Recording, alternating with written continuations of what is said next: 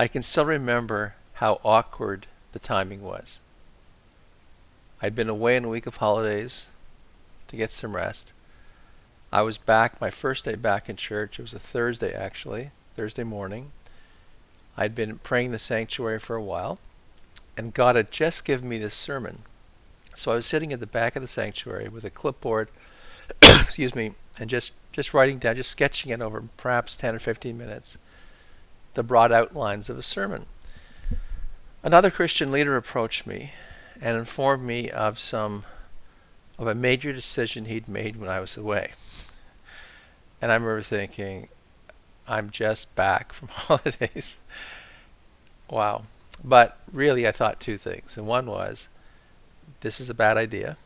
And the second thing was, when this Christian leader hears me preach this sermon on Sunday morning, he's going to take it as a confirmation of his decision, which at the time I thought was wrong.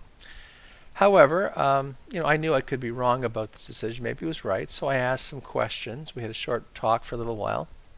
I got the background, and then he went his way, and I went back to suddenly this new situation I was facing. So I remember praying a lot on Thursday and Friday and Saturday, and I still remember the sermon I preached, excuse me, that Sunday morning. And of course, I don't remember the Sunday night sermon, but I would have done that too. And then Monday night there was a meeting of Christian leaders, so I picked up this Christian leader who'd come and told me about his major decision, and I was driving him to where his car was being repaired. And I remember getting in the car, him getting in my car rather, and me looking across and saying to him, and I said his name and just said, I've been praying about this, Thursday, Friday, Saturday, Sunday. Monday, I'm just really concerned about what you're deciding to do. And he looked at me and said, like I thought he would, oh, your sermon Sunday morning was just such a confirmation. And then he went on to describe other things that he felt also buttressed his decision, he and his wife's decision to do what they were doing. So we went to this, so I took him to get his car, he followed me, we went to this Christian leaders meeting, and so he proceeds to tell them what he told me a few days before.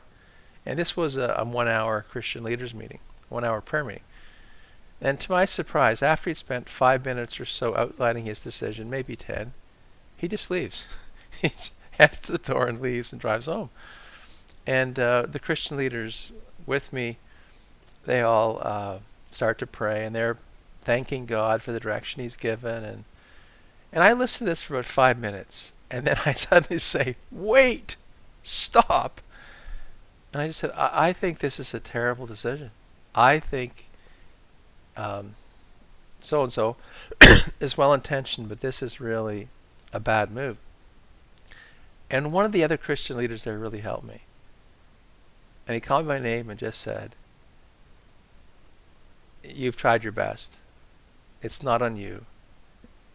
You need to let him go. And he needs to make whatever decision he's going to make, right or wrong. And it was like a weight rolled off me. And what I realized, and I'd known it before, but what I realized there in that circumstance was there were limits to how much I could do to encourage someone else. This was a situation where I was wanting so much to encourage him in the right direction. And I was confident he was making a mistake. But I couldn't encourage him. I already tried. I needed to just let that happen. Now, I want us to, in our Bibles, think about 1 Samuel chapter 30, verse 6. So this is a story from an account from the other perspective. It's not that there was someone there who wanted to encourage someone else. There was someone else in a situation a person who needed encouragement, and there was no one there. No one was able to give it. And the person was what later become King David. At this point in his life, he's still fleeing from King Saul. He's got about 600 guys around him. There had been a major pending battle between Israel and the Philistines. The Philistines were the perennial enemies of Israel. You recall how years earlier, as a teenager, David had killed Goliath. Goliath was a Philistine. Well, there was, at this point, ongoing major war, as often had happened, between the Philistines and the Israelites, people of Israel. And David and his men had been sent away from that battle and not allowed to participate. So they get back to their hometown of Ziklag. And even as they come up upon it, they see the smoke rising. And their hearts begin to sink. And they get to Ziklag itself, and it's been burned. It's been burned right to the ground. And now the only good news, there was no dead bodies. Everybody's wife and daughters and sons, they weren't there. And the Bible makes it clear that no one was killed. But raiders had come called the Amalekites. And they'd raided not just Ziklag, but a number of towns in both Israel and the Philistines, as well as Ziklag, and carried a huge amount of people and plunder back to where they were living. And so the men of David's men and David, it says that they just sat down and they wept until they had no more strength left to weep. I mean, they'd lost their their wives, their sons or daughters, and in all likelihood they'd never see them again. And those people would become slaves. That's what happened back in those days. And so David's in a very bad situation because first of all he's lost his family and he's grieving that.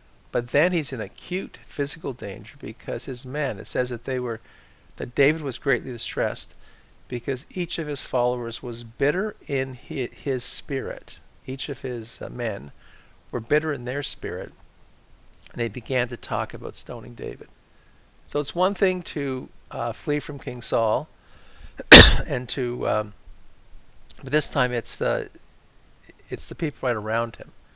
It's his own men, his own troops, the ones who had hid with him from King Saul, and who were supporting him in his struggle against King Saul.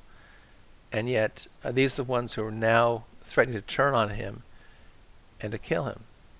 This was the lowest point in King David's life. Now, just moving ahead, it becomes the actual the hinge point really to the rest of his life, because as David eventually, and I'll just tell you how the story ends, as he seeks God's help and is told that yes, if he goes after these raiders, he will recover every person's wife and sons and daughters and all their possessions. And that's what happens. He and his men pursue these Amalekites.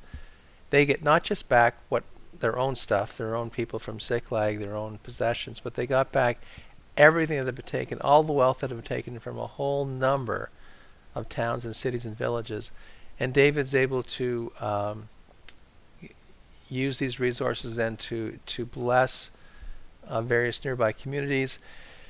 And that eventually results in him becoming first the king of Judah, because at that the battle, the leadership of Israel had been killed in battle, and eventually, after a number of years, David becomes the king of Israel. So, the very lowest point of his life.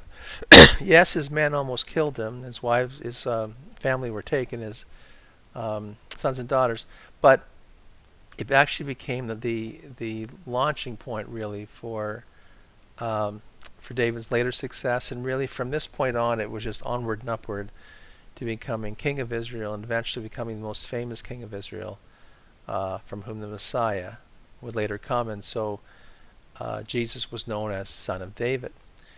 But the first thing I want you to see here is that sometimes we need to do it ourselves.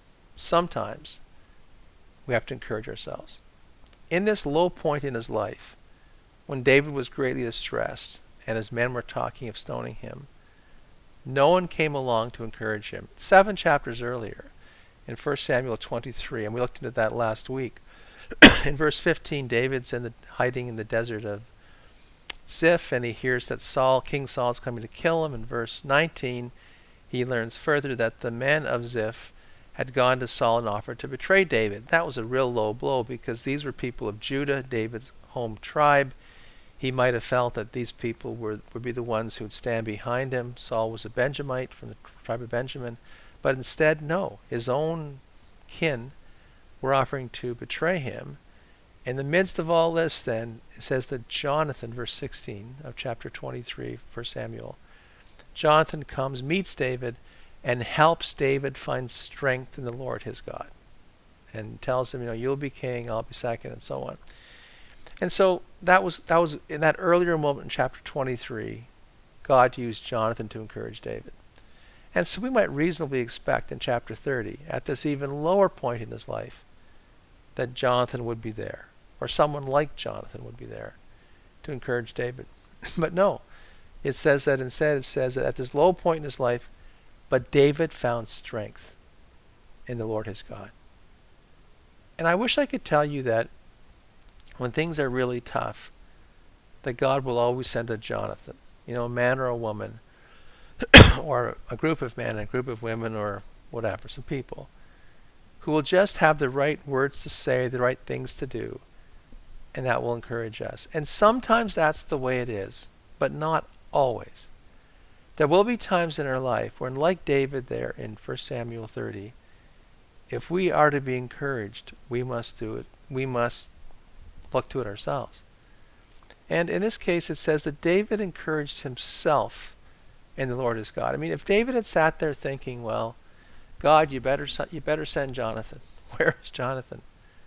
Well, at that battle 3 days earlier, that David had not been allowed to fight in, that him and his men had been sent home from, in the battle that followed, David didn't know it yet, but Jonathan was dead. And sometimes we can wait for God to replicate what he's done earlier. And we want that Jonathan, whoever that would be, or whatever that would mean to us, that encouraging experience or persons or people, to come and redo what they did earlier. And it won't happen. And sometimes it's great whenever sometimes God sends people or circumstances, and fantastic. But there are times whenever, the truth is, if David was to survive this moment with his man threatening to kill him, David needed to find strength in the Lord God himself. He'd encourage himself in the Lord his God. And sometimes we'll have to do it too. And I'm glad for all the resources that can be around us from other people, other things, even in terms of, medication, whatever. It's all those things are great, counseling, whatever. But there are times whenever we will need to do it, we'll need to encourage ourselves. Now, secondly, if we have to do it ourselves, but it's not like we have to find the strength ourselves. We need to find strength. Secondly, it's finding strength in God. And this happens even when we're weak. I mean, David didn't have any strength. I already told you that David and his men, they wept when they came along Ziklag and found it in ruins, found it burning and destroyed and on fire, smoking. And each person saw that his wife was gone and their sons and daughters. It says they wept until they had no more strength left to weep. And that's what David had done as well. So at this really low point in his life, when first of all he's lost his own family and is weeping, and secondly, on top of that, his men now are bitter in spirit, the Bible says in the New International Version, and they were thinking of stoning him. So David was greatly distressed. At that the lowest point in his life, he encouraged himself to find strength in the Lord his God. And you see, it's not a matter of how strong we are. It's just a matter of us tapping into God's strength. And the New Testament puts it this way in 2 Corinthians. It says, when we're weak, then we're strong, because his grace is sufficient for us. His power is made perfect. God's power is made perfect in our weakness.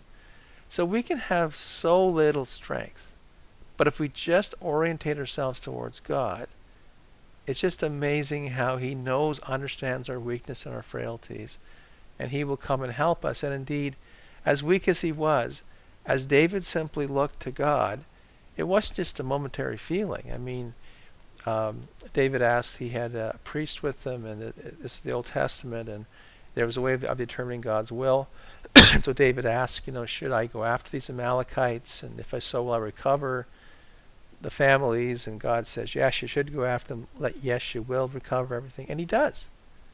And he does. And so it's not just God giving us a warm, fuzzy feeling for a little while to distract us. God can actually give us specific plans, and these points can become really inflection points the rest of our lives, where there's just a change of direction and things just turn out so much better, and there's this miracle from God, but it may even be a plan that God gives us. So we see first of all then that sometimes it's just up to us. We can't wait for a Jonathan to come. We have to encourage ourselves. That secondly, this is not a matter of our own strength, because we'll often feel really weak, but it's a matter of tapping into God's strength. And the third thing I want you to notice here is that this also, back to my opening illustration, means that while we need to be looking to encourage people, and we do, we need to have an eye to look to see when we can encourage people. Part of the church's role is to encourage one another.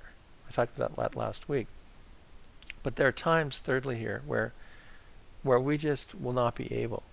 We will not be able. If there's certain circumstances where we just will not be able to go in and fix that and do that and encourage. And in the Christian leader that I started talking about in my opening illustration, quite some time after he had announced his decision to that group of Christian leaders, it was a long time later, like when he came to me and acknowledged that, oh, yeah, that had been basically what I'd been encouraging him to do was right, and he'd made a significant mistake and all that. And at that point, the train was too far down the tracks, and we couldn't fix that thing necessarily. But God's a God of grace. And I can remember being in a church convention, conference, like sometime later, when a number of ministries were recognized and acknowledged, and his was one of them. And it was great to see that even though, yes, a wrong decision had been made, that God had opened a fresh door, and God had really used this man, excuse me, and so it was great to see that although I hadn't been able to do it, although I hadn't been able to reach him and change his mind and encourage him in the path that truly God wanted him to go, yet there was grace, there was a new way, there was so on. So it's important for us not to get frustrated. As people who want to help, there are times whenever there's certain places we just can't go. And we wouldn't always know what they are. I had to really try. And it took another Christian leader to say to me, you've done your best, you need to release him. And that was actually a word from the Lord for me. And so I just in summation then, it's great when God has done things in our past, but don't make it an idol of those experiences. God may have sent a Jonathan, a man or a woman or some circumstance to help us in the past. Fantastic. It doesn't mean that's always the way he's going to do it. And sometimes it's up to us. Sometimes we just have to encourage ourselves, but we do that, secondly, in the Lord. It's not like strength from us. In fact, we may feel like David and his men felt, that wept till they had no more strength left to weep. We may feel we have nothing left to give. If we can just orientate ourselves towards the Lord, then we can receive his strength. And lastly, we keep this in mind then as we try to help people, that we need to be so conscious of people and want to help and be open to how God wants to use us, but also recognize that there are limits to this, that sometimes we'll not be able to encourage people, and then need to encourage ourselves, and so will we. Anyway, it's another beautiful Sunday. They always seem to be these days. And I pray that you will enjoy again a beautiful Sunday in the Lord's presence. God bless you. May God continue to be with us during these days of COVID-19 pandemic outbreak. God bless you.